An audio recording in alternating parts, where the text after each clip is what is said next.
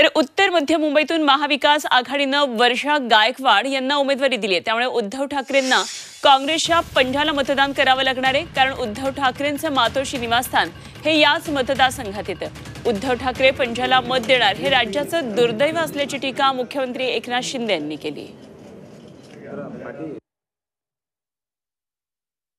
सध्या मुंबईचे अध्यक्ष आहे, त्याच्यामुळे ते कुठूनही लढू शकते आणि कुठूनही जिंकू शकते। आणि हा तर आता माझा घरचा मतदारसंघ आहे। वर्षात 1 मिनिट माझं मत तुला मिळणार आहे।